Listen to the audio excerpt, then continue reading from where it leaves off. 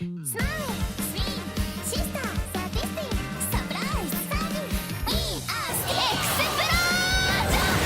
know the video is going to be good when I reference a dead meme, but the logo for this draft is Blend S Megumin because I'm a weeaboo freak.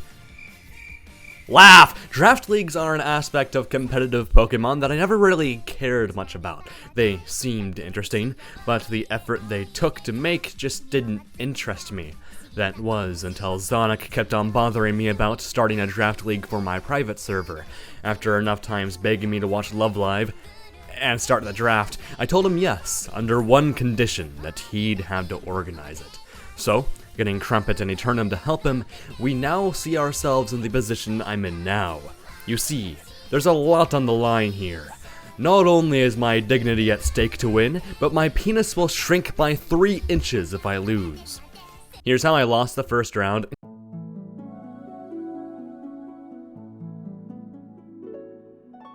I unfortunately didn't record the draft picking process, so you won't get to see us collectively laugh at Filthy Cubone picking a mono bug team out of spite. But yeah, this process was really fun. I probably should have explained this at the start, but draft leagues involve a group of people who all have a set number of points, and with those points, you can choose up to 12 Pokemon to add to your team. In this draft, we had 12 participants with 115 points each. I'll be getting to explaining the stories of the rest of the participants later, but for now, this will exist for me to explain my picks and what I set out to achieve with my team.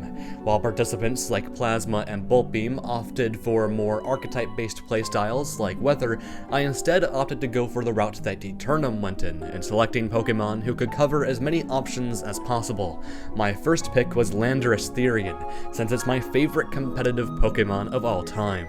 Even in Gen 9, where its options are limited, it's still quite the solid pick. That's what I would say if Gliscor wasn't cheaper and also a better Pokemon. In retrospect, I am ashamed I wasted extra points on an inferior ground flying type, but it's not like Landorus is a waste outright. Depending on what my team needs, it can either be a defensive centerpiece to my team or a threatening revenge killer / pivot. My next pick was Ursaluna Bloodmoon, one I mainly picked since I haven't used it or any of the new DLC Pokemon, and I thought it sounded like a lot of fun to not only use one brain cell, but 2 brain cells to sweep teams. Yeah, I knew this theme was completely broken, and I wanted to leverage a strong win condition for my team. At this point of the draft, I thought my team was pretty damn good. But then I saw that Plasma had the combination of Alolan Ninetales and Maxcalibur. I had to download this shit! Why did I download this shit? Oh my god! Oh my god, what the fuck have I turned into? Please, please, ah! Given how both of my Pokemon were Ice Weak, I needed to come up with both a defensive and offensive countermeasure. Lucario ended up being my offensive option, while Empoleon ended up being my defensive answer. Lucario is a fine sweeper, however its priority access is the main thing that makes it as useful to a draft team as it is, being the reason I chose it.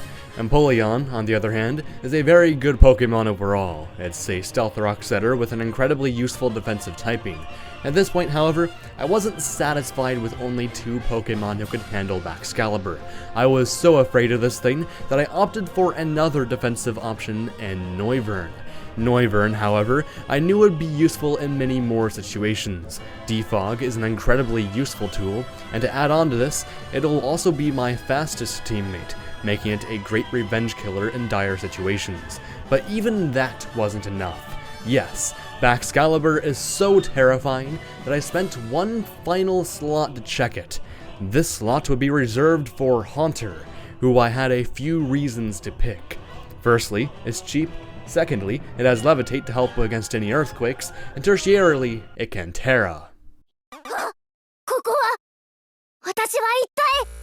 My friend told me to use this for the background music, so you're just gonna have to deal with it, I guess. Terra is being handled extremely differently in this draft than in standard play. While Terra is normally legal on everything, Terra is now only legal on 3 Pokemon with under 10 points. You have 15 Terra points, meaning that you need especially cheap Pokemon to make the most of your 3 slots. That's why Haunter was perfect. Having a sweeper who could use Terra Steel to resist Ice and Dragon while having Levitate to prevent Earthquake attempts from Excalibur makes for some incredible world compression on my team. That is also paired with the fact that Haunter is not even that bad of a Pokemon, sharing a special attack stat with Raikou and respectable speed. Granted, I want to put real music in the background of my video soon enough, so I'll explain my other two Terra picks. Alomomola was a Pokemon where I was shocked by how it was only 8 points.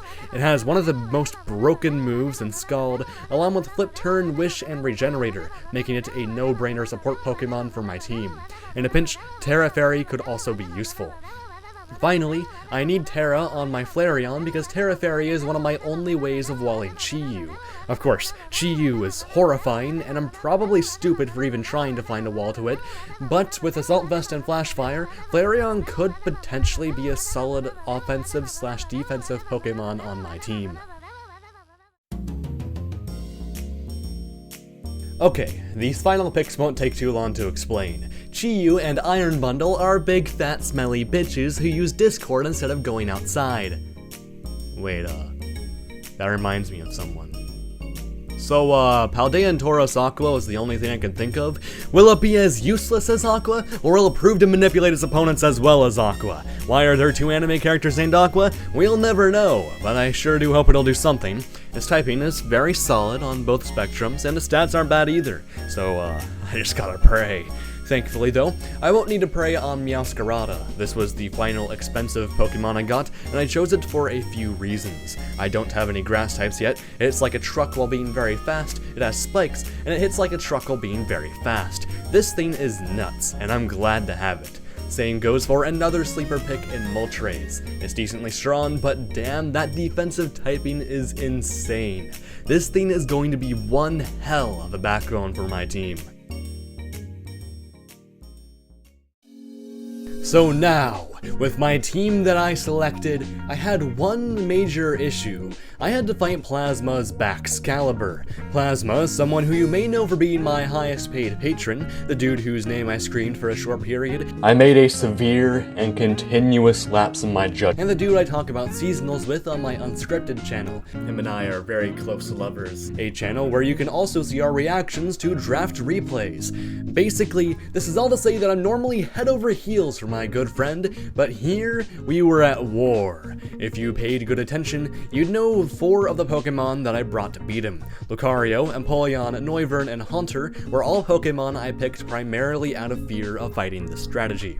Empoleon was my Stealth Rock abuser, Flash Cannon is its offensive move, mainly there to give Alolan Ninetales trouble, while Roar was used to disturb Excalibur and Espathra, while also racking up Stealth Rock damage. Then Roost and its physically defensive spread need no further explanation. Lucario is my revenge killer slash sweeper. Brick Break can help beat screens, while Earthquake destroys any potential Galarian Slowking he may bring. Everything else is just standard Lucario stuff.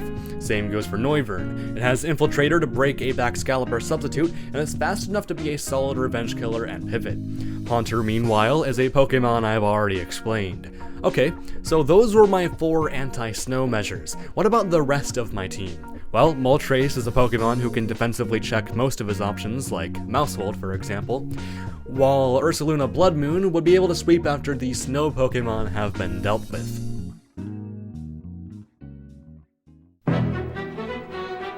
This thing's population bomb is like the fucking dudes at 9/11 who went straight into that fucking thing. That's the damage that population Somehow, I didn't see Mousehold coming. I brought a Ghost type and Haunter to deal with it, but I knew it was a lousy check, so I went into this game already at a disadvantage. If I had put Rocky Helmet on my Empoleon, this game would have been over, but what instead occurred was quite possibly the worst strain of luck I've ever received. The first 8 turns were nothing special, we just needed to get rocks up. Then, the first bullshitty thing happens. Plasma's Alolan Ninetales used Hypnosis. And it landed. Keep in mind, he was 1000% reliant on landing it. And if he didn't, the punishment would have been losing his second best Pokemon to a Flash Cannon. Despite retrospectively being pissed off at this turn, I shrugged it off when I was playing. A single turn of bad luck isn't a big deal. Admittedly, I did misplay hard on turn 11, where I failed to tear out my Haunter as soon as possible. Granted, I also missed a Focus Blast on turn 13, so fuck me, I guess. Another misplay was made when I was getting greedy with 2 Calm Minds on my Ursaluna. But I never would have been able to know about Mousehold's Encore, so I'll cut myself some slack for that one. At least Plasma hadn't literally revealed Encore like I had with Empoleon's Flash Cannon on turn 4. Then, it wasn't until turn 17 that I realized Moltres was a good Mousehold switch-in. Then, after my Moltres got Encored, I switched to my Empoleon with the assumption that it would wake up. I got the worst sleep luck imaginable. Then I missed a Moltres Hurricane on turn 27, only to get hit by another fucking Hypnosis on turn 29. I cannot begin to describe how pissed off I was at this point. He had 2 Pokemon with Hypnosis, an objectively bad team building decision, and yet RNGesus rewarded him for it anyway. My only hope at this rate was to sweep with my Blood Moon Ursaluna. But then, he got frozen!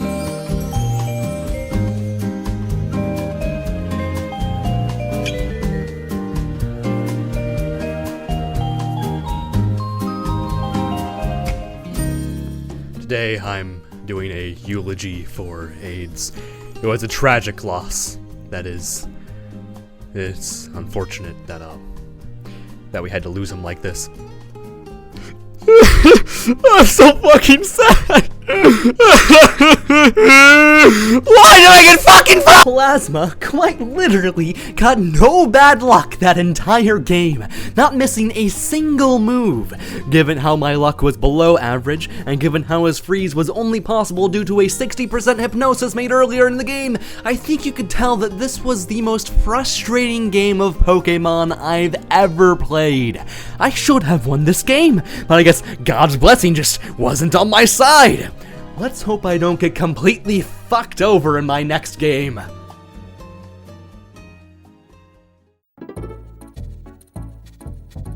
Filthy Cubone is a YouTuber who makes shitposts about competitive Pokemon. Here are the top 5 reasons why we need a Season 2 for Kiss XS. I'm horny. He started making videos about Pokemon around the same time as I did, and while I've never made myself one to associate with other YouTubers, Filthy Cubone is someone who I feel genuinely lucky to be friends with due to our similarly cursed senses of humor.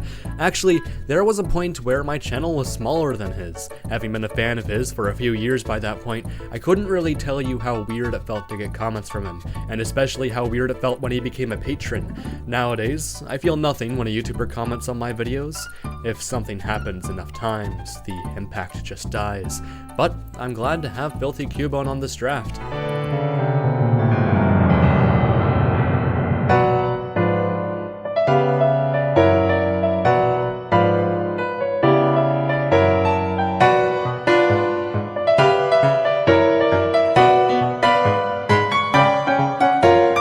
That was until Bohrier realized he missed the window to join the draft, and Filthy Cubone was willing to give up his position.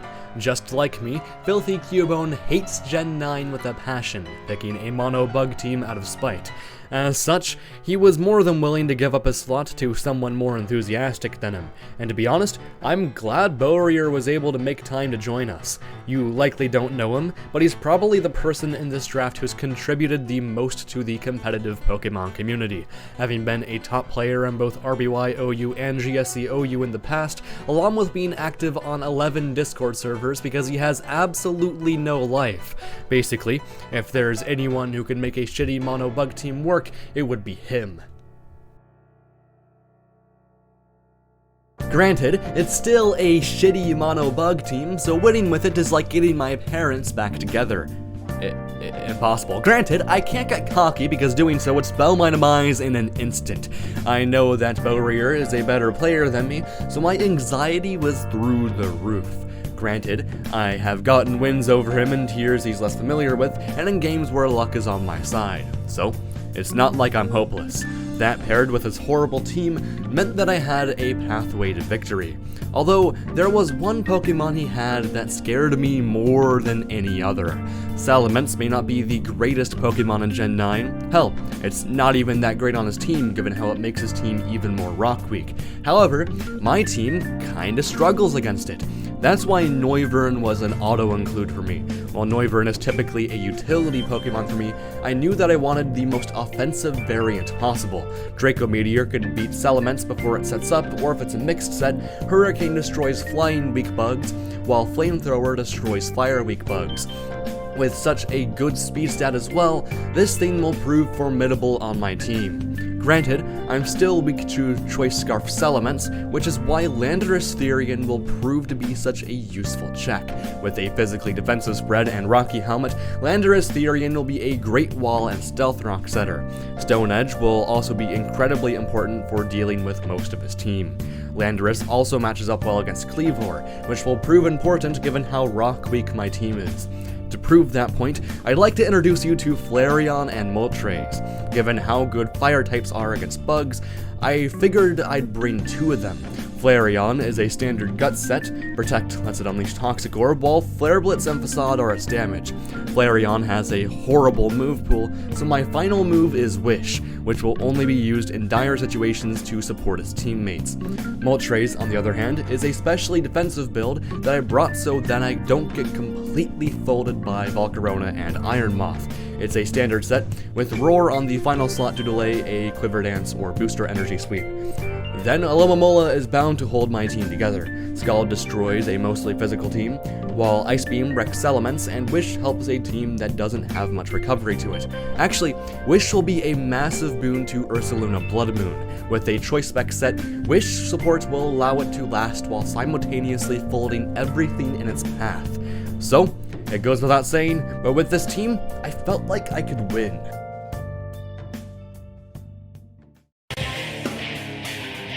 Like I gave Bohrier the what's it called?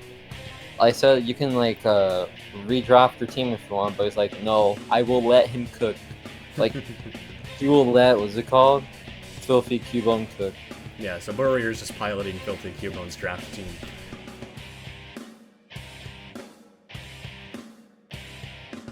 That newly acquired confidence stuck when I actually started playing. I knew he'd lead Cleavor, so my defensive Landorus Therian couldn't have been a better response. This gave me free rocks, and in fear of an Ice Beam from Masquerain, free Sticky Web for him. Although my team just completely ignores it. Then, turn 6 sees Bohrier having a Lavos moment by missing Stone Axe.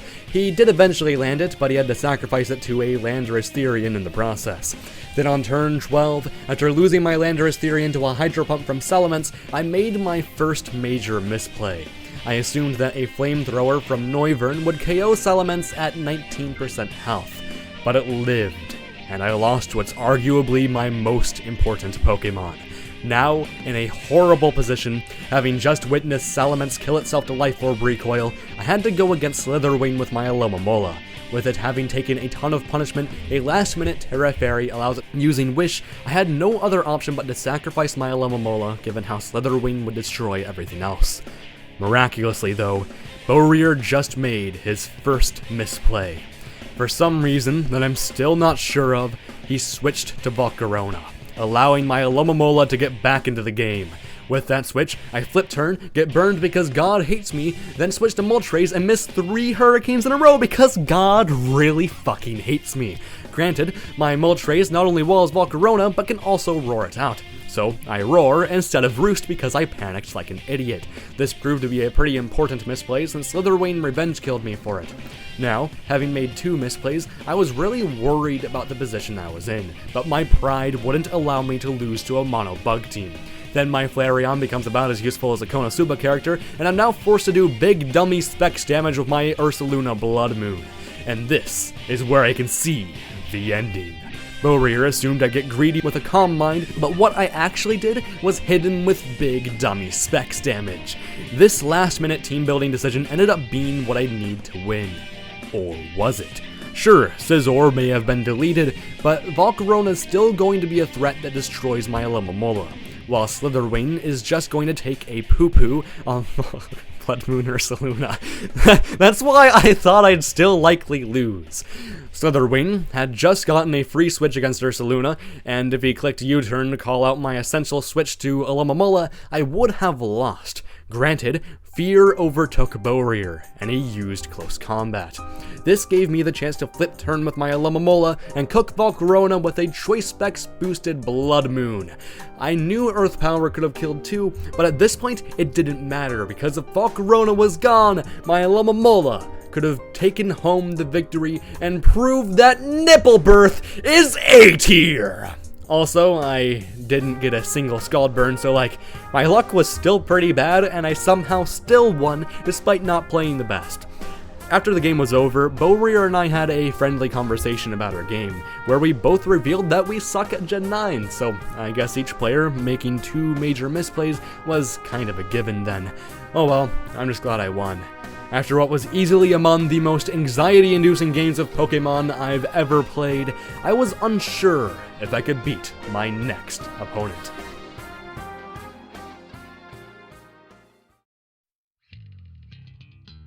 I don't think I can beat my next opponent.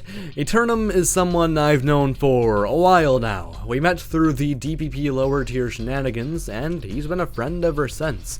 Not only does he bring spotlight to a lot of Pokemon and strategies we overlooked, only to always regret it when said Pokemon ends up being overpowered, but he also is just a genuinely fun person to talk to. I don't get to voice chat with him every day, so on the occasions that we can talk to each other, I always remember just how much I enjoy his presence. He tells me a lot that he feels lucky to be friends with me, but I don't really see myself as a remarkable person. I joke about cum on the internet. I'm not that special, y'all. I guess this is to say that in a sea of people who pretend to be my friend for their own benefit, I feel lucky to have Eternum as a friend.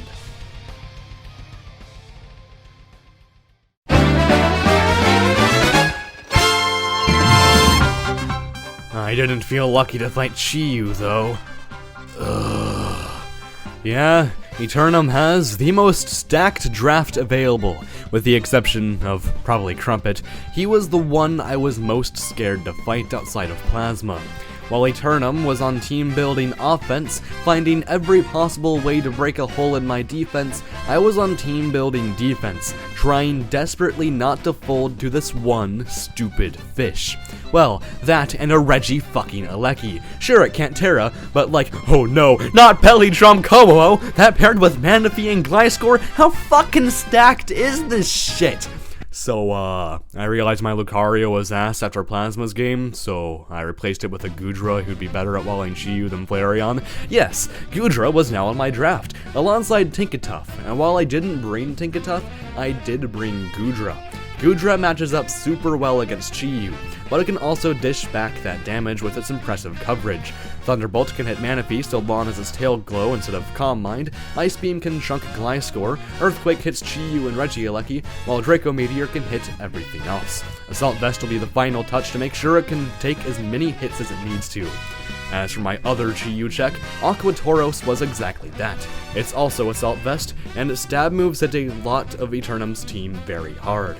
As for the rest of my team, Landorus Therian had to fit on as my de facto Regieleki check. On the off chance Chi-Yu was Choice Specs, I wanted a revenge killer who could handle it better than my defensive Pokemon. That's why I ran Choice Scarf on it, so I could have an easier time scouting out the sets of all of his Pokemon, particularly Chi-Yu. This set also revenge kills Manaphy and Salakberry Kommo-o, while it breaks through Klefki and Knucklestack. Since I needed a Stealth Rock user then, I made the risky choice of choosing Empoleon over Alomomola. Despite Alomomola carrying me last game, Empoleon has a few traits that make him better for beating Eternum. The main one, outside of the pretty obvious upside of Stealth Rock, is that Empoleon has offensive stats. This means that its Ice Beams can actually OHKO Gliscor, even if it's a specially defensive set. This also means that you can't just switch into it like you can with Alomomola. My team has plenty of walls as is, so I think that having Empoleon will be the best choice for me, as to not make my team too passive. Then there's Noivern, who returns once again. It's the same set as last time, but I unfortunately had to discard Flamethrower for Defog. Eternum has multiple hazard setters, and those Pokemon have excellent synergy with Chi-Yu, given how my Chi-Yu checks are not immune to spikes. That's why I need Defog to clear any spikes. Speaking of spikes, I have Meowscarada as my spikes user. It's immune to Klefki's Prankster, so it forces a spikes trade. Along with that, it's also extremely threatening offensively, being a great check to mainly Manaphy. It also resists Thunderbolt in case I choke with Landorus Therian and it dies early.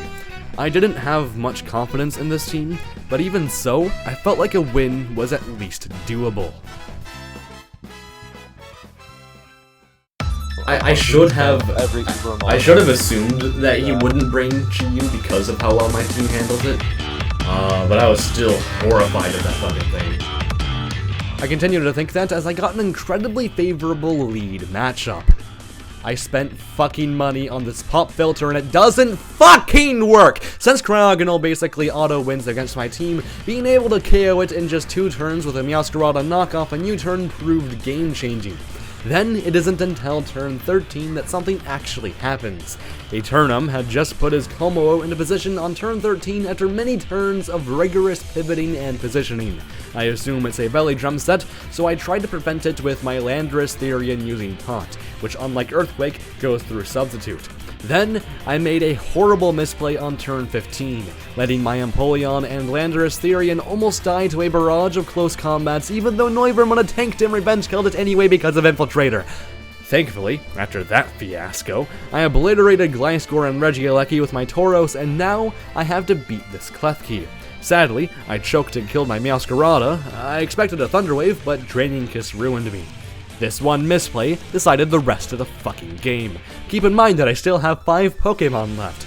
Then my Goodra Earthquakes Klefki to death, and this fucking bird comes out. I used Ice Beam 6 times against this Oricorio. It gives me, I assume to be, because I can't do math for shit, a 60% chance of eventually getting the freeze and breaking through the sweeper. But it didn't happen, and I got swept. I was tilted after losing what, to me, felt like such a ridiculous way.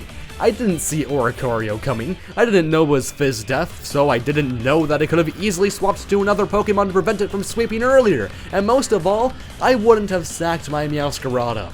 I'm still pissed thinking about it because unlike in my game against Plasma where my loss was out of my control, my loss against Eternum wasn't at all. If anything, I just had to play better next time, so let's hope we can win.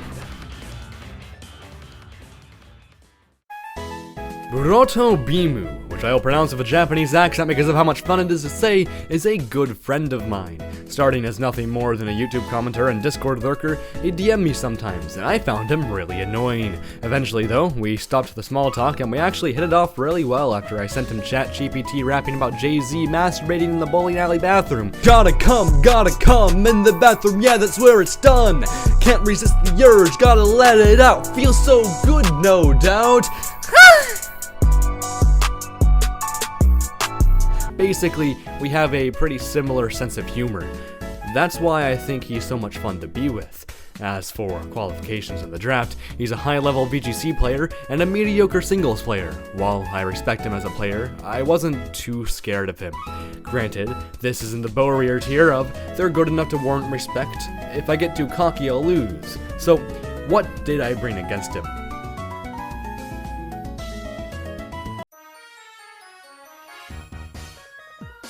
Boltbeam's team was a dual weather team. Basically, the gimmick was that he'd force me to prepare for both rain and sun in the team builder, a smart drafting decision that prevents me from fully counterpicking him. That's why Walking Wake was his best Pokemon, because it'll always be useful. That's why I needed a check to it, and Empoleon was up to the task. Its ability to also set up Stealth Rocks should prove useful too, even if I'd need its Ice Beam to break past the otherwise unstoppable Dragonite. Goodra was another Pokemon I felt like I needed. I wanted a big fat special wall who could deal with Hisuian Typhlosion, Victory Bell, and especially Kilowattrel. Especially defensive Moltres was another backup checked for these threats, since Goodra is prone to getting worn down by spikes. That's why Meowscarada was another Pokemon I needed, since having a good matchup against Teen Lu will prevent my Goodra from getting fried in an instant. Protean boosted Play Rough would also extinguish Walking Wake and Dragonite, which were very important matchups to win.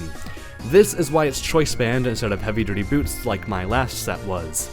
That negative Kilowattrel matchup was still something I was worried about though, so that's where Landorus Therian comes to the rescue. Choice Scarf would prove to be a great revenge killer once again, picking off Choice Specs, Hisuian Typhlosion, and Dragonite even after it boosts. It can also break two important walls, and other big sticking points for me in Hisuian Sliggoo, and especially Torkoal. Granted, I can easily take advantage of the passivity of those Pokemon with Blood Moon Ursaluna, who will prove vital in forcing KOs on his team. So, even though I knew I had holes that could be exploited, mainly by Azumarill who my team just sucks against, I still felt like a win was within reach.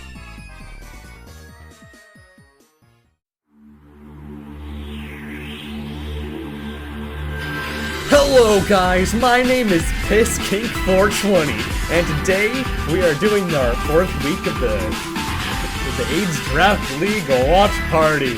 Within reach?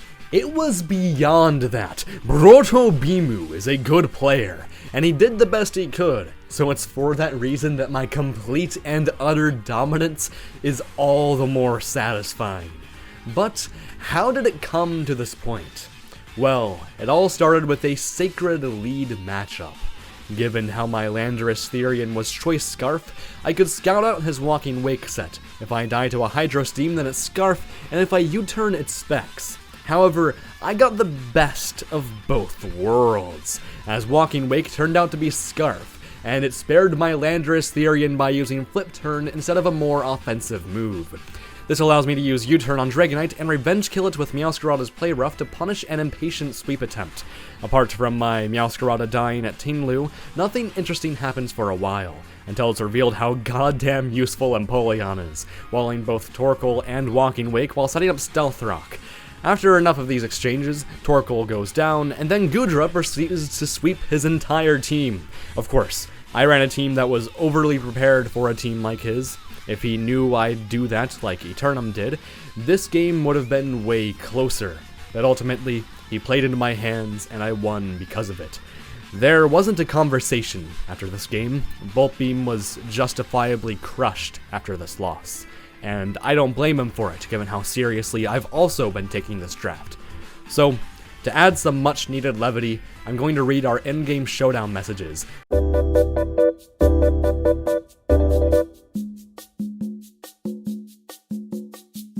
Good luck getting dominated, Daddy. Thanks, Mommy! I'll be the one dominating, by the way. 3 band nicknames, Lamau. I can't say Rule 34 in chat, bruh! Showdown is stupid! Real nickname. I know, right? Here's the intermission where I mentioned how fucking hot Hu Tao is, like, god damn! Ah! Zonic is who you had to thank for this video existing, having the wonderful trait of being really cool and really annoying with his pestering if the constant Love Live posting wasn't anything to go off of, but we ignore that last part because he's genuinely really awesome. I met him when he joined the lower tier server, and I saw he had a Mahiro PFP. We then proceeded to talk about how fucking good Onimai is, and we just hit it off. That's all for praising Zonic, though. I'm gonna fuck with him now. Okay, here's why Haneo is worst girl in Love Live School Idol Project. Number 1, she has no development. I typically like Donderes, but Haneo is boring as fuck. You can't get me invested in a shy girl if there's nothing else there. It's like simping for a blanket. Number 2, I have no other reasons because she genuinely does nothing in this series. Now this is why you don't write an anime about 9 characters, because some of them are gonna be flatter than your fucking girlfriend! Speaking of which, Nico is motherfucking best girl! I may not like Love Live, but Nico is great! Not as great as this hentai anonymous user sent me, though. He was embarrassed to have his name referenced for some reason. Fuck, I was gonna say his name! But yeah, she's consistently developed with an ongoing arc about putting her friends before herself. And she's just really entertaining outside of that. The running gag where everyone just ignores her is consistently funny, and the Nico Nico Ni memes are even funnier. So, That's why Nico is best girl. And it wasn't even a long analysis because Love Live was mid as fuck!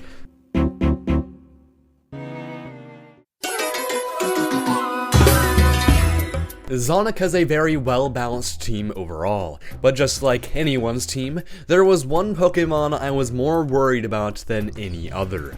That would be Umi Sonoda, who as a character is pretty much just Mio Akiyama on a budget. We aren't talking about Love Live though, because in Pokemon, Umi can sweep me in an instant. Aqua Step plus Moxie can prove game-winning as a strategy. That's why I have a Alomomola on my team to take a hit from it, with it using Flip Turn to pivot into Meowscarada. Normally, I run Choice Band or Heavy Duty Boots since those sets are far more consistently valuable. Unfortunately though, the threat of Aqua Step has forced me to run Choice Scarf. Although, that will effectively give me a free revenge kill. Granted, Scarf won't be useful after that revenge kill, so I have Trick in the 4th move slot instead of Play Rough or Spikes. Granted, both of these Pokemon do have more to offer. Wish support off Alomomola is incredibly useful, being mostly useful off Goodra and Ursaluna. It also walls Mia Taylor while being able to slowly whittle it down, this being especially useful since my team isn't that good against it. Then Meowscarada being able to outspeed literally everything on his team will prove useful even despite the drop in Choice Band power. If I were to choose a star player though, it would be none other than Moltres. Its main advantage is walling Mia Taylor, but the main thing it has going for it is that it has nothing else that it needs to wall.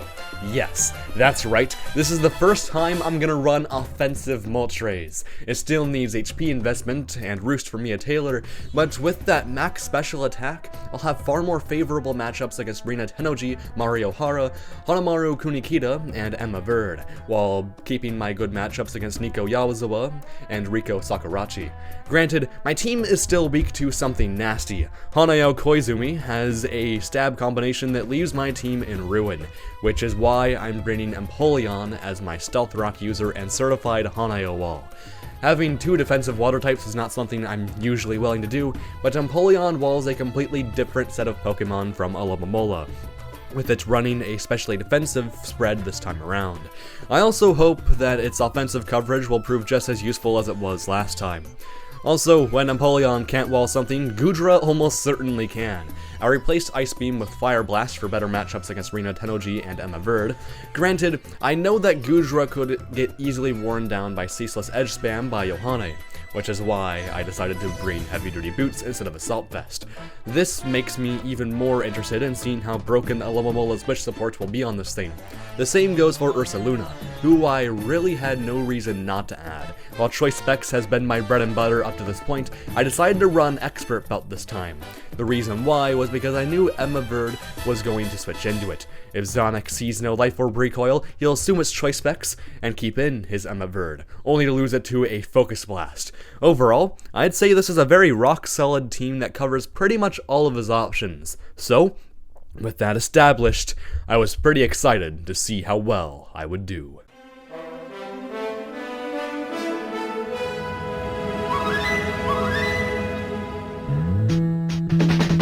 Hello, closeted gays. My name is AIDS. I'm gonna be giving you AIDS with my shitty commentary. So, this is the Week 5 Draft League watch party. Holy shit! What a close battle! I led with Meowscarada for the U-turn, and then it's a few turns of pivoting until Ursaluna is faced with Yohane. With both Pokemon at low health, I find myself thankful for not being Choice Specs when I Vacuum Wave it to death. Granted, it did sadly get Revenge killed the next turn. Then my Moltres misses a Fire Blast on turn 9. Something that doesn't even surprise me with how consistently horrible my luck has been in this draft, although this did give Hanayo Koizumi the chance to paralyze me and continue my horrible streak of horrendous luck. On the bright side though, I did somehow land a Fire Blast on it to nearly take it down. Then, on turn 13, I was hit by a critical hit Scald Burn. This didn't end up mattering, but it did do a great job at pissing me the hell off. What continued to piss me off was how unbreakable Hanamaru Kunikita was. This thing wasn't O-code by my Meowscarada's knockoff, and Strength Step restored all of its HP, giving me an unexpectedly terrifying Pokemon to fight. My next resort was Moltres, but it died to another critical hit Scald. I'm pretty sure that one mattered too, and holy shit, I'm angry just fucking thinking about it! Thankfully though, Goodra was able to force the switch and take out Gardevoir. The next several turns were pretty much just me fighting opportunities to switch in Goodra and get KOs, with it hitting Mia Taylor for 45% on a Thunderbolt and Hanamaru Konokita for 90% off a Draco Meteor. By the way, Scald burned my Goodra. Keep in mind that I'd never gotten a Scald burn in this entire draft, and yet Zonic got 2 in this single game. I hate this move so much! On the bright side, Mia Taylor is now down to 11% due to another Draco Meteor, although when I was able to get Goodra back in several turns later, Fire Blast missed on Emma Bird. My luck this game has been consistently horrible. Thankfully, I still took down Emma Bird, even if it took a lot of my health due to a Thunderbolt mispredict. With this, Goodra was revenge killed by Umi Sonoda, and my Meowscarada O-code it in return. Now that its biggest answer was gone, this gave me the opportunity to pick off the rest of his team with Empoleon and Alomomola, even if I lost Alomomola to a Pyroball crit.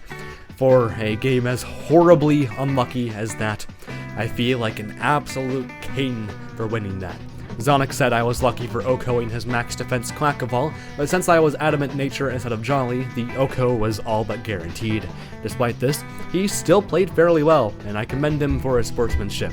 With a win streak as good as this one, I couldn't be any more excited for the next game.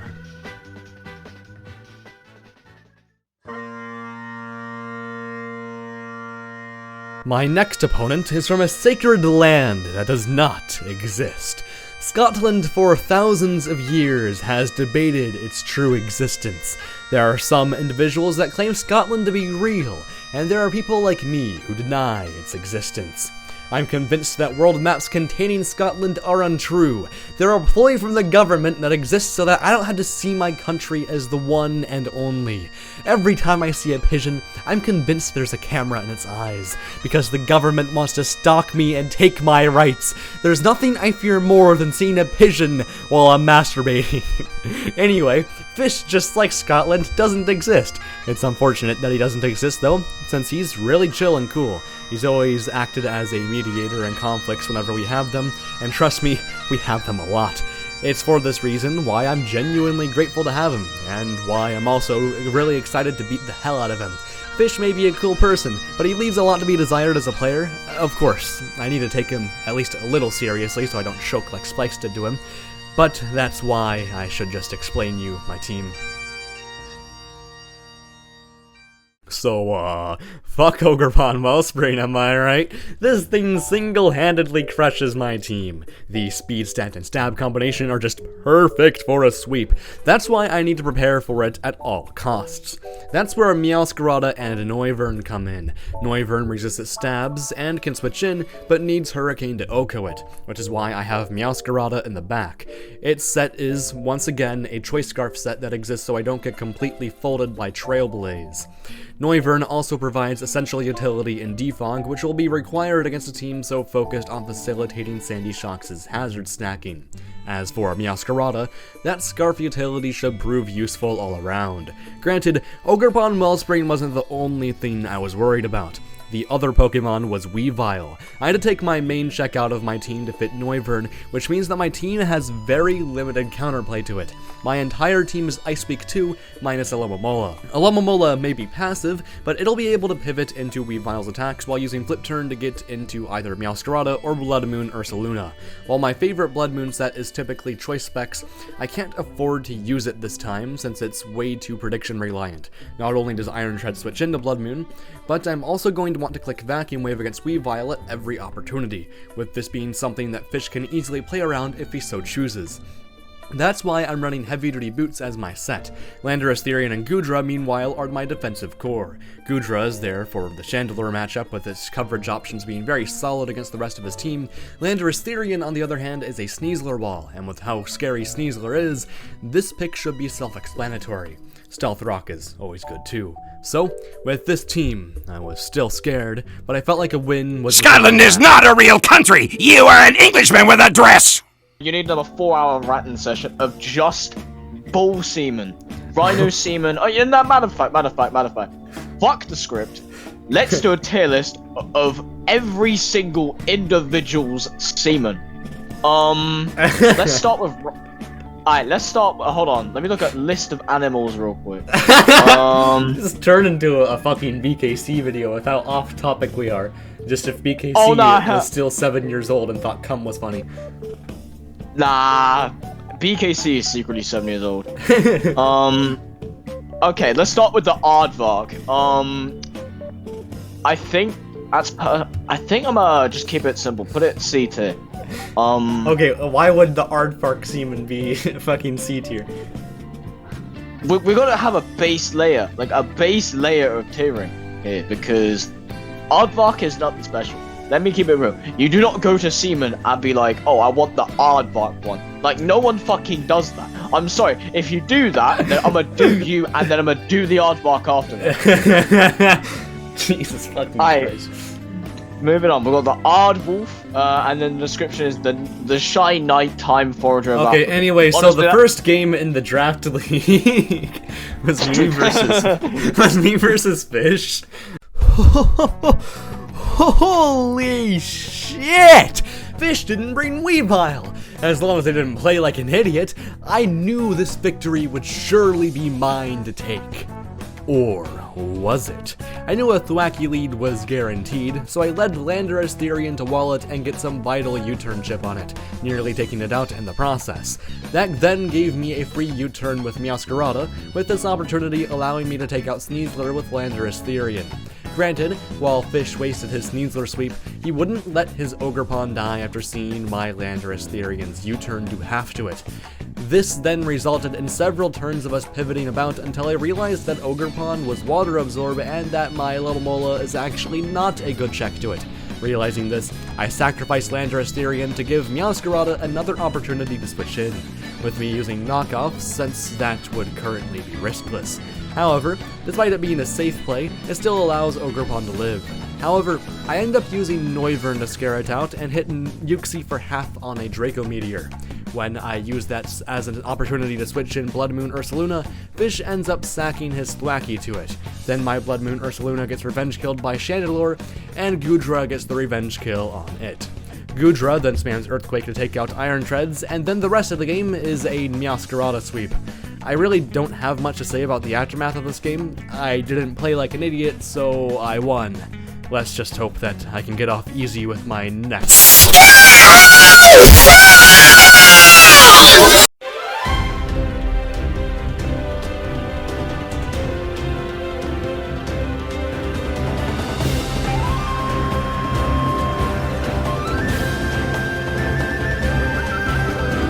ReeApple is one of my most consistent commenters, having been a long-time viewer of the channel, watching pretty much everything I make, which is something I appreciate a lot more than you'd think. Despite not being an active Discord member by any means, I always wanted to interact with him more, which is why this Draft League was a perfect opportunity for that. Being an active Draft League player, he was ecstatic when Zonic had his phase of being unable to shut the fuck up about it, and I think he only ended up fueling him more. So, in a way, I also have ReeApple to thank for this one. Granted, since he is an active Draft League player, I was also shitting my pants when I found out I'd be up against him next, given how he has an astonishing 5-1 win-loss record in this draft. So, let's analyze my team and see what I can do to beat him.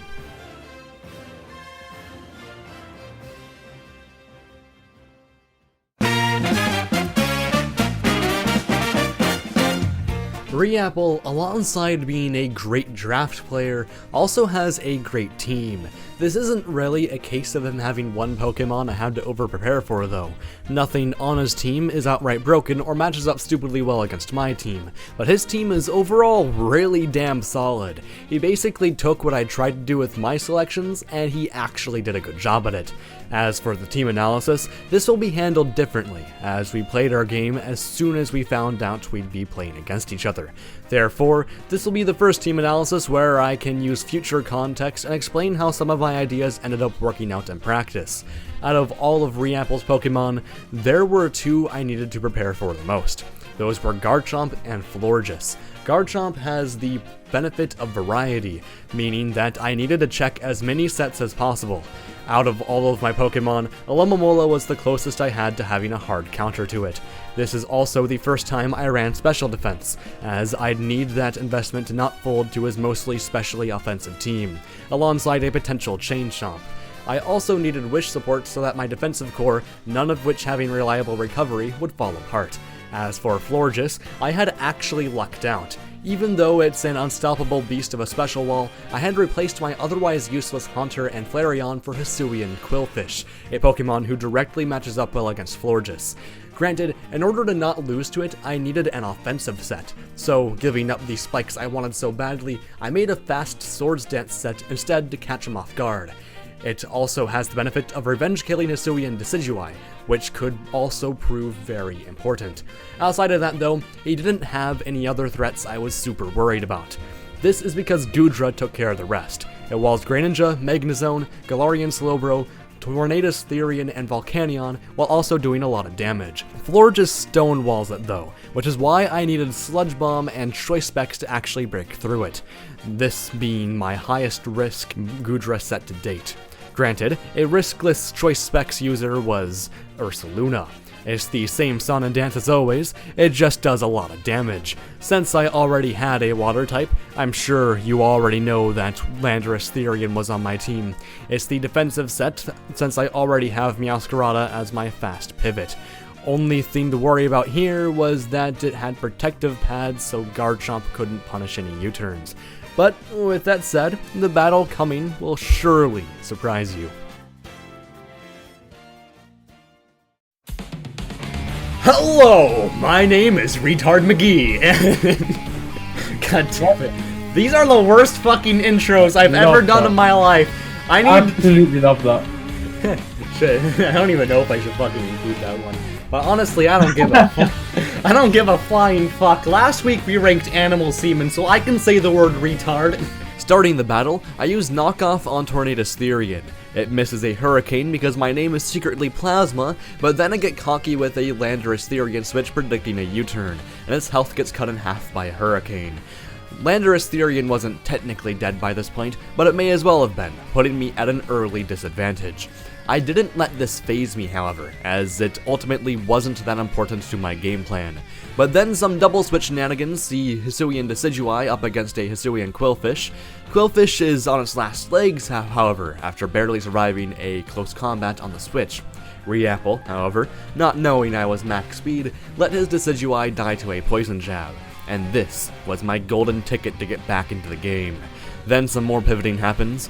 Ursaluna breaks Magnezone's air balloon, but Magnezone is able to set up a light screen that makes my Goodra double switch ineffective against Florges. I then panic as it spams Calm Mind, meaning that Alomomola's flip turn activates his Key Berry, therefore meaning that Quillfish only did half to it before turning into my parents' marriage. Thankfully then, Flower Trick is a very funny move and it finished it off. ReeApple told me later that he genuinely forgot the crit was guaranteed. I then play some 5D chess to get Ursaluna's Choice Specs knocked off by Tornadus Therian, and that allows me to play around Magnezone easier and defeat it. Then Goodra, after walling Greninja's Oko's Garchomp with a Draco Meteor, even when it's behind a light screen. I'm so glad I made this thing Choice Specs.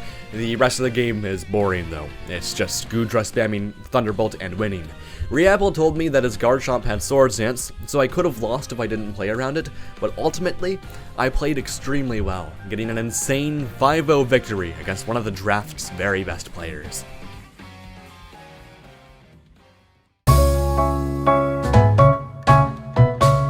To the surprise of absolutely everyone, Zonic had us doing rematches for our final games before playoffs, and I'm surprisingly very happy about that. Not only do I get to redeem myself after that horrific loss, but I also get another opportunity to talk about Plasma directly. If you couldn't already tell by watching, my vision for this video has changed a lot. When I started the video, I wanted to go over the games, which is why my introduction to Plasma was so brief. But then I realized that I wanted this video to be a celebration of the participants within, all of which I consider friends. This is why I catered my music choices and background footage to each participant, even if I'd often end up resorting to Mario stuff when I didn't know what to use. Oh, Oh, you're into pronouns, huh? This could range from using songs with bagpipes for fish, or footage of the Yohane game for Zonic. I could give every example, but you get the picture. Basically, I'm trying to say that I didn't do this for Plasma, and that's a shame because there's no one online that I'm closer to than him. I think the first time I remembered Plasma was when he called my second Bochi the Rock video the best video he's seen on YouTube. I thought this was hyperbole, but given how much he's shilled my Patreon, I honestly doubt it was now. I thought we'd keep the simper to simpy dynamic forever, but I surprisingly ended up vibing with him a lot. I just feel at home talking to him, like I'm interacting with someone I've known for years, and he feels the same way. Without a friendship this strong, we wouldn't even be making the seasonal anime videos because with their low viewership, it could only really be a passion project. We also joke about being in love with each other. Wait, what do you mean he's not legal? Given how this is a rematch, there's not too much about my team that's changed. The team is an upgrade though. Empoleon has Rocky Helmet to not fold to Mouse Hold, and Ursaluna is Expert Belt because Defensive Calm Mind is dogshit without Terra. Otherwise, the team is the exact same. Wait a second, I no longer have Lucario and Haunter. Well, here's what I replaced them with. Goodra is an auto-include on all of my teams. It takes Plasma's newly gained Enamorus's Earth Power as well, even if I'll still need Empoleon for Moonblasts. Other than that, its coverage will generally prove very helpful. Then Meowscarada may as well be my other auto-included by this point. It's my speed control Pokemon, and its final move is Thunder Punch to get a surprise Oko on Enamorus. As for the rest of the team, Noivern and Moltres were still there for the same reasons as before.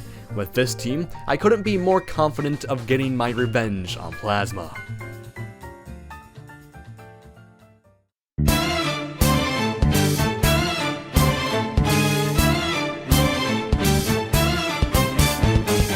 Alright, we are now into the saltiest replay of all time. This is the time where I finally get to get my revenge on you, Daddy. So, did I get that revenge? Let's fucking pray.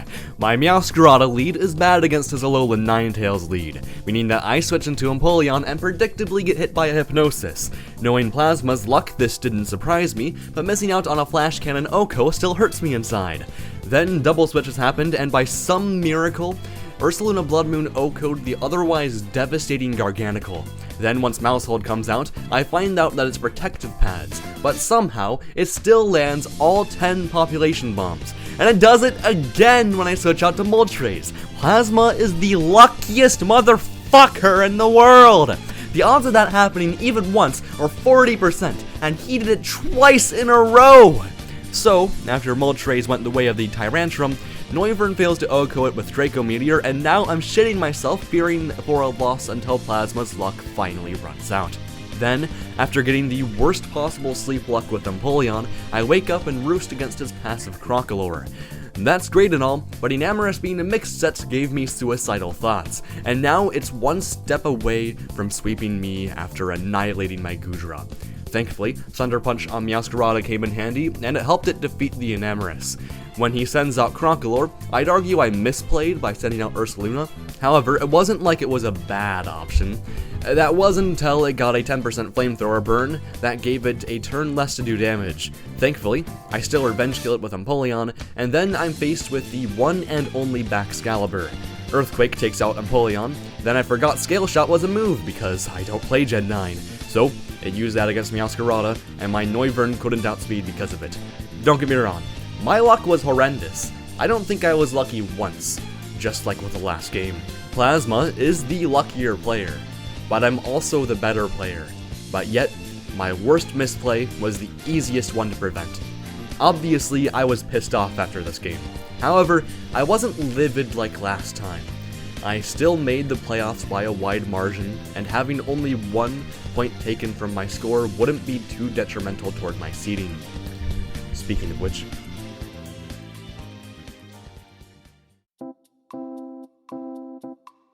But before we talk about playoffs, we'll talk about the one player I didn't fight who unfortunately didn't make it to playoffs. Remember Bohrier? Well, he hated his mono bug team so much that he dropped out. As such, I asked StaraptorOP to take his place, and I'm so glad he did. We met back when I created Pokemon lower tiers, and in liking the idea enough, made RBY and DPP lower tier metagames available on his custom Showdown server. Originally created to support a VGC ROM hack community, it expanded into also being home for the lower tiers project, having proper ZU builders and support for both Sub-Zero used and Imaginary used. Even though I'm no longer the leader of the project, with me giving that label to the absolutely wonderful Miss Angelic, I still play some of these metagames as a hobby, and I have quite the opinion to disperse. Staraptor Showdown, as it's now called, is a better overall team building resource than Pokemon Showdown, and is near exclusively what I use for team building now. This is basically to say that I'm extremely thankful to Star that he found my stupid idea interesting enough to support it. That's not all either, as he's always been a very nice person to talk to, and the dude is extremely skilled at the same time. He was the near exclusive tournament winner back in the old days of 6U and 7U, and as for the draft, he went 3-1, even if Bohrier's 0-4 record was what kept him out of playoffs. This is all to say, thank you for participating, Star. You may not have made playoffs, but your contributions still mean a lot to this video.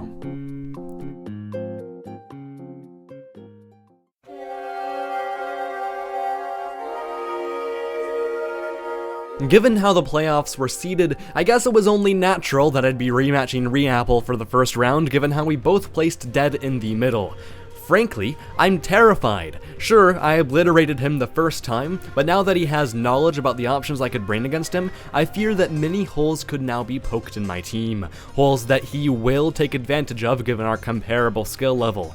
Given how my team is so dependent on reacting to the opponent as well, this leaves me little room to improve my team. I can't add any new Pokemon to it without obliterating my defense, and to make things worse, I only have alterations to make on half of my team. Those are giving Meowscarada a Choice Band so it can better secure KOs and be less reliant on U-turn, giving Hisuian and Quillfish Choice Scarf and Destiny Bond so it can both beat a potential Scarf Decidueye and obliterate something else, and making Ursaluna Blood Moon Life Orb so it can't be taken advantage of as easily as it was last game. These alterations were small, but I felt like if I could play well, they'd be more than worth it. For example, if I didn't play like an idiot with Landorus Therian, I could use that to pivot in Quillfish. So, I guess I have no choice but to view this positively and go in hoping for a win.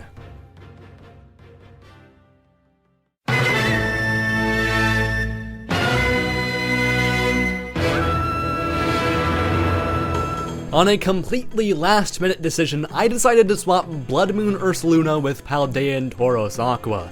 I fully expected ReeApple to prepare his team directly for Ursaluna, so I figured that dropping it for a physical attacker was the best choice.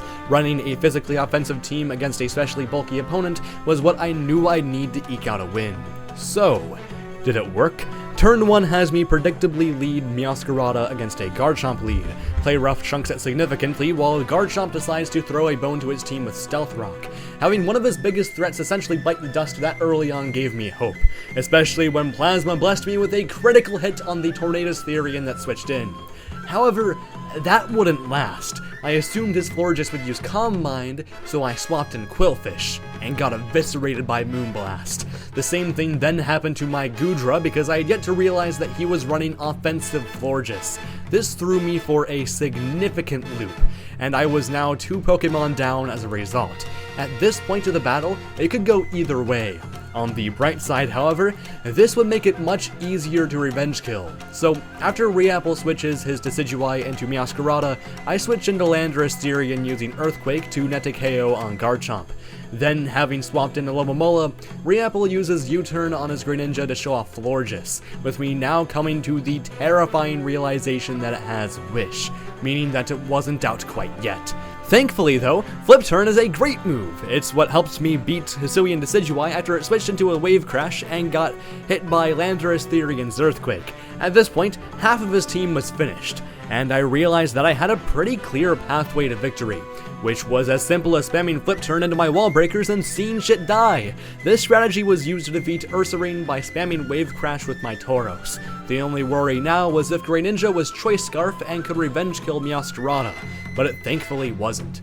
So, it was with all of this that I was able to use it to obliterate Florges, and I thankfully won the game. I don't know if it was obvious or not, but I had an extreme amount of anxiety coming into this one. For the sake of a better video, I absolutely did not want to lose, so I'm extremely happy that I clutched out a win, even if it had to come at the cost of ReeApple still not having won a single draft.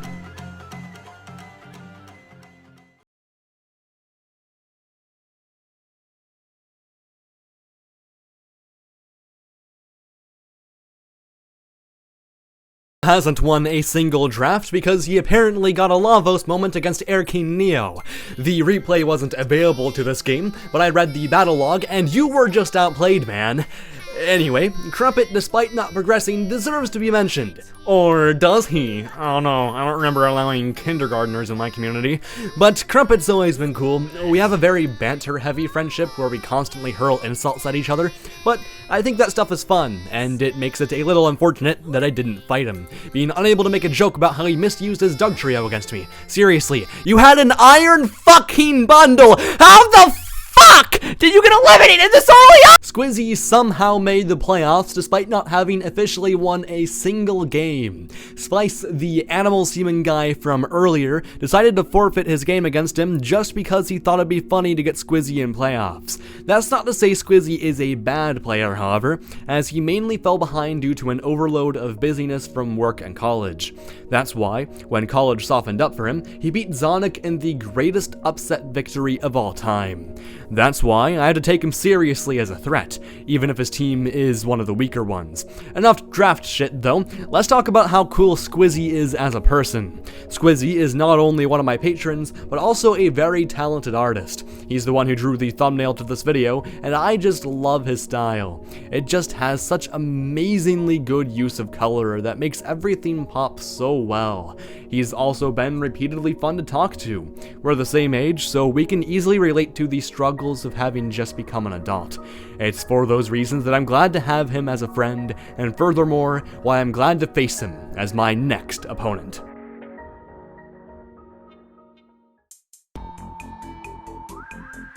Squizzy has a very bizarre team. His offensive threats are Dragapult and Hoopa Unbound. Outside of that though, it's either Shitmons or Stallmons. This puts me in a unique position when building against him.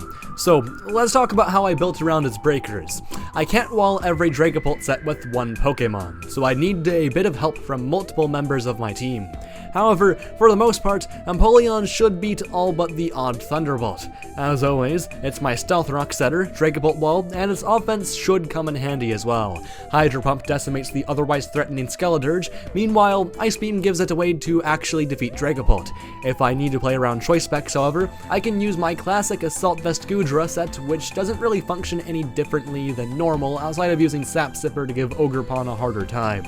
To round out my defensive core though, I have Hisuian Quillfish, who can switch into every Hoopa Unbound set.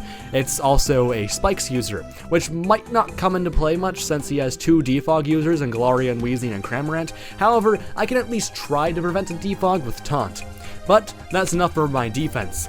The rest of my team is focused on breaking past his incredibly scary defensive core, including beasts such as Skeledirge, Dondozo, and Hisuian Gudra. This would call for a unique Landorus Therian. Running Choice Band for the very first time, this gives me extra security against Hoopa Unbound while also being able to break walls. His only flying type is Cramorant, who will probably burn its Terra anyway, so Earthquake is more spammable than ever. Then Meowscarada is my only way of beating Dondozo. Flower Trick will be especially useful if it ends up being a curse set. It's because of this, however, that I'll have to use Meowscarada a lot more conservatively than I tend to, even if its speed will give it some mid-game utility as a pivot. Knockoff can let it take out Skeledirge, Sucker Punch will be a good last resort option against Dragapult and Choice Scarf Ogerpon, and U-Turn will be funny against non-Choice Scarf Ogerpon. If I'm desperate for a last resort, however, Blood Moon Ursaluna will surely come to the rescue. As always, it does big dummy damage. However, since his team is so passive, I figured it wouldn't hurt to add Calm Mind just to scare him a bit.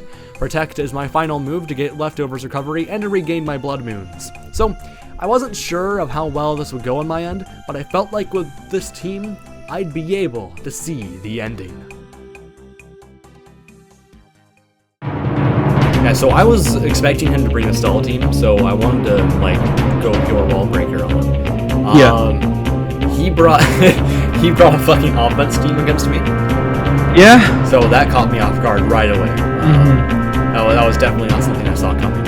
I was no longer able to see the ending after Squizzy brought an offense team against me. Since I needed to keep Meowscarada, I made a bold move in leading Landorus Therian. Because my IQ is as low as a YouTuber named AIDS, I can't imagine being that nerd. Ugh. I used Earthquake on a Galarian Weezing that could only be Levitate since Neutralizing Gas or Misty Terrain didn't activate.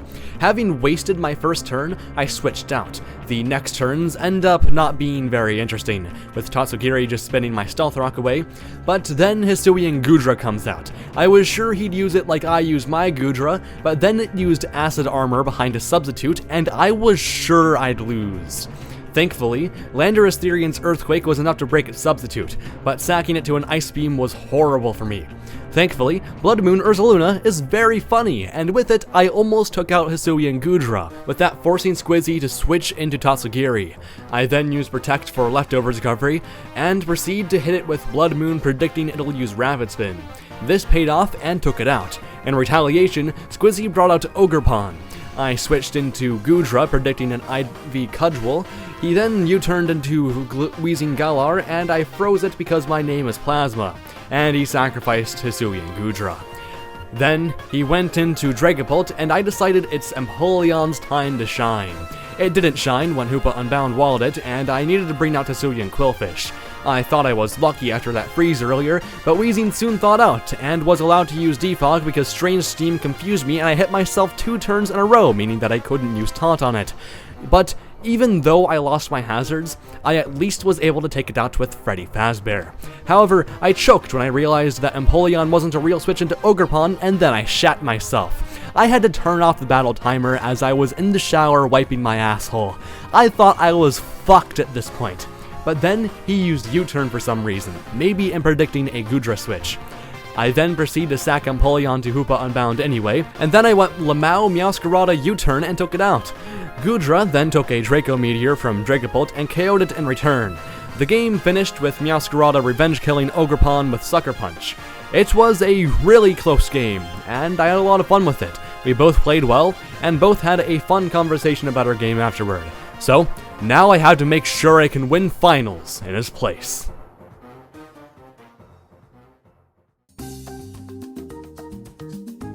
But before we get to finals, we have to talk about the only person left who I didn't get to fight. Zpice is someone I'm really close to. We met through Pokemon lower tiers, and while I initially didn't hit it off with him, he slowly grew to a very close friend, being someone I'll talk to nearly every day. This works too because we have the exact same sense of humor, a sense of humor you should be very familiar with at this point of the video.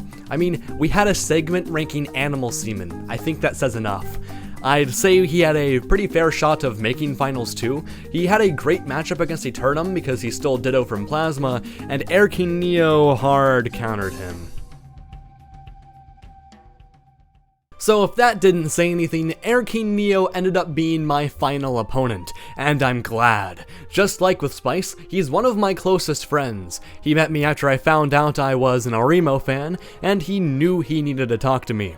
At first, we had a very simple relationship of just talking about anime with each other and not much else, but after I hit an incredibly hard time, he was one of the first people to console me, and it gave me a lot of respect for him, with that respect culminating when I finally watched his favorite anime, The World God Only Knows, which is fucking excellent and you need to watch it. I don't know, maybe I'll make a video about it. This is to say that we're very close, and that closeness translated to the draft. He doesn't play competitive Pokemon, Pokemon, with his knowledge of it coming from videos he's seen online. Thankfully for him, he has one of the very best teams in the entire draft, essentially being an OU team. Combine that with how I've helped him build every week, and this allowed us to keep talking every week while also letting him pilot the teams I gave him to make it to finals. Despite not being a competitive Pokemon player too, AirKingNeo is genuinely pretty good at the game, obsessively checking the damage calculator to make sure he can win at all costs. So, even if it would be Zpice helping him build instead of me, I still needed to fear a potential demise at finals. I became very intimately familiar with AirKingNeo's team. Since he spent so much of his points on 6 amazing Pokemon, he didn't have room to experiment with other options, and because of that, he's limited to very few sets. He has to use Rotom Wash and Amoonguss as his defensive core, he can't run a physical Iron Valiant set, he often needs to give Kingambit a set other than Swords Dance to differentiate it from Ceruledge, and I never bothered to let him experiment with Great Tusk, although it does have the option to run both offensive and defensive. With these facts now in mind, it made it a lot easier to build around a team I otherwise would have struggled a ton against, since I at least have a decent idea of what to expect. Of course, his single scariest threat was Iron Valiant, and my check to that was my Moltres named Sukio. It walls every move while being able to roost off Thunderbolts. It also does well against Great Tusk and Amoonguss. However, my main Amoonguss check was actually Goodra, named after best girl Shiori.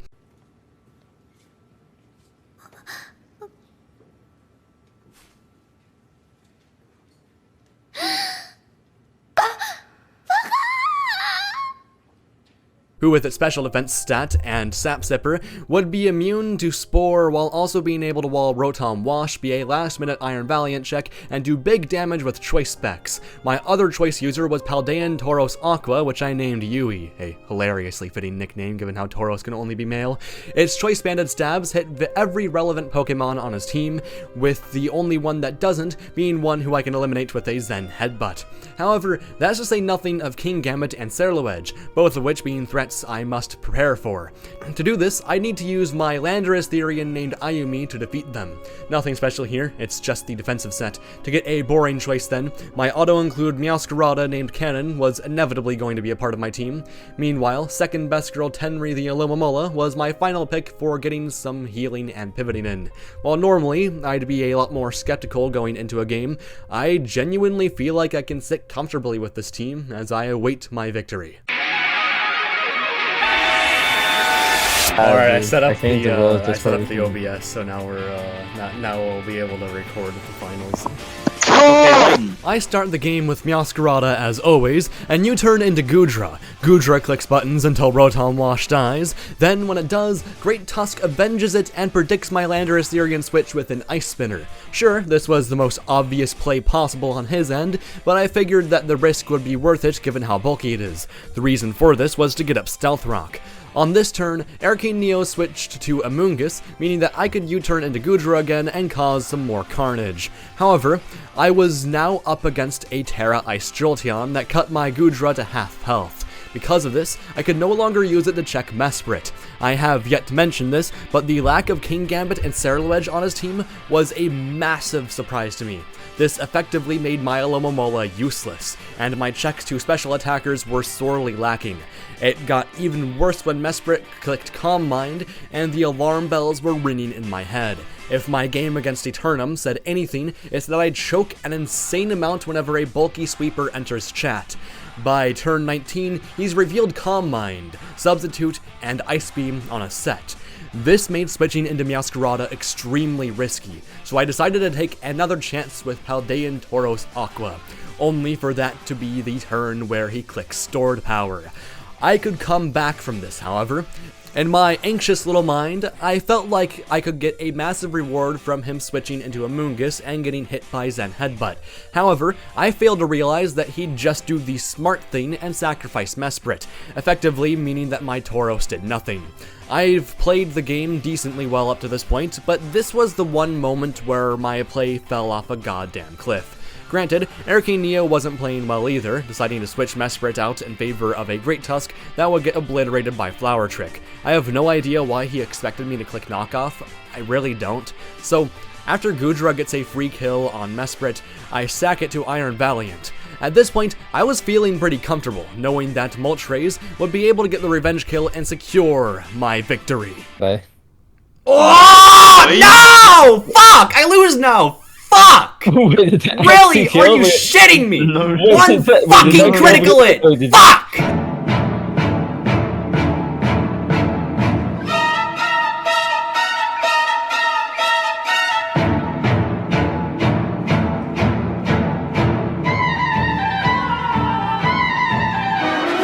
Unfortunate doesn't begin to describe my series. This game rewards blind luck and nothing else. I am beyond convinced at this point. After getting completely tooled by scheduling of my opponent, changing times on me last minute, and refusing to provide confirmation prior to the day of the matches to play times, losing this way somehow felt even worse than I had thought possible. My preparation was superior, my play was superior, and I lost! So I don't see a reason to continue engaging in an activity where what is within my control is overwhelmingly outweighed by what is not! I am done with competitive Pokemon, and you won't get a fond farewell! This community is infected to its roots with a degenerative disease that grows stronger and stronger over time, but stops short of killing its host. Tournaments used to have a competitive spirit at their heart. This has been transplanted and replaced with an artificial organ that feeds on vitriol and mockery from insecure little boys that heckle by the sidelines and tear each other to shreds over scraps of attention. The environment we fostered has trapped us all like this in a vicious cycle, and escaping it requires acceptance of the harshest reality we all scramble to explain away.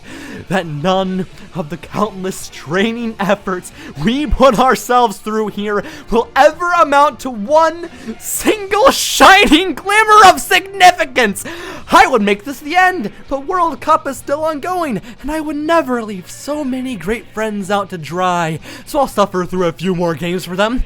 One last thing before I leave you all to react with disdain, ridicule, and self-righteous fervor.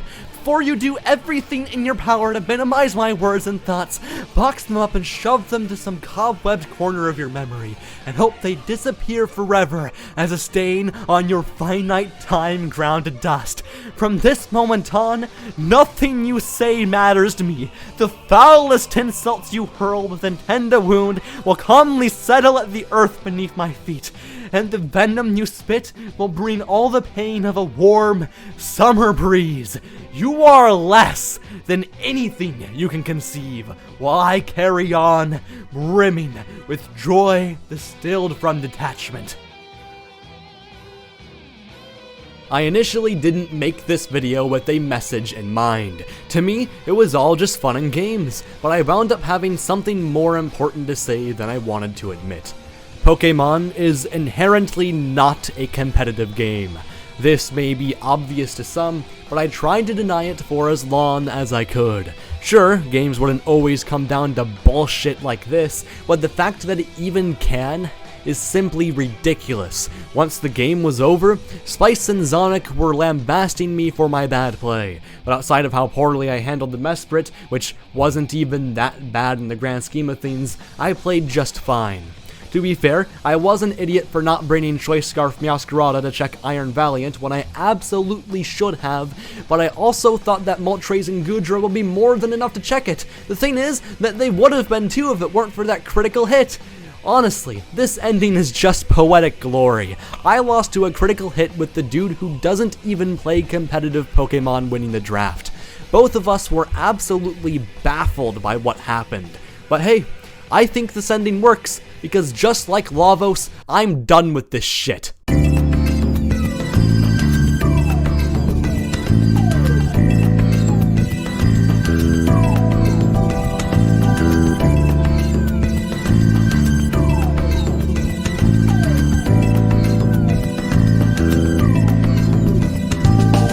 I already wanted to stop making competitive Pokemon videos. While going on hiatus did allow me to rekindle my love for it as a hobby, I think that in terms of YouTube videos, that it's time for me to move on. And what an amazing way to go out. This is by far the most time and effort I've put into a project. Not every week went by well, and the draft itself was on its last legs before playoffs, but god damn it, I wanted to make it work. And I think it did. In a time of my life where I haven't been able to create to the same degree as in the past, I'm so glad to have made at least one project I can be proud of. After this will be the black and white review, and after that, I don't know what I'm doing next. There will be a layer of scariness to that, but I also get giddy at the opportunity to reinvigorate the person I was. I have a lot of moments I'm not exactly proud of in having made videos for so long, most of which being in regards to rushing out projects about certain subjects that I just didn't have the passion to properly give justice to. I'm aware that I'm not well liked in the community, and that I'm going to need to build myself up more and move on from my past hiccups. That doesn't mean that I need to stick to making videos, however. So, we'll see where life takes me. It's weird to end such a comedic video on such a sentimental note, but just like with life itself, my videos won't always be for just shits and giggles. My sense of humor won't be for everyone with how dark and immature it is, but the goal was never to appeal to everyone anyway. When I tried to do that with my prior videos, it failed, and I still had people resenting me. Granted, being myself doesn't only mean cum jokes. I'm someone who does genuinely want to mature and be better despite dabbling in comedic degeneracy. I guess the goal with my future content is trying to find out how to make it work and really define who I am as a person. So, I thank everyone who participated in the draft. Those being Plasma Energized, Filthy Cubone, Bohrier, Eternum, Boltbeam, Zonic, ReeApple, StaraptorOP, Crumpet, Squizzy, Zpice, and AirKingNeo. You're the greatest group of friends I could have asked for. I also want to give that same thanks to my gamer tier patrons Mystic Owl, Filthy Cubone, and Jesse, Simp tier patrons Regimania, Eternum, Yoshi64, and Ghoul, and God tier patrons Plasma Energized and Squizzy. Thank you for your financial support. It helps me a ton in starting the bizarre mess that has been my adulthood. The final thanks I want to give, however, is to you, the viewer. I'm glad that I've held your attention for so long, and I hope to continue entertaining you in the future. I'll catch you guys later.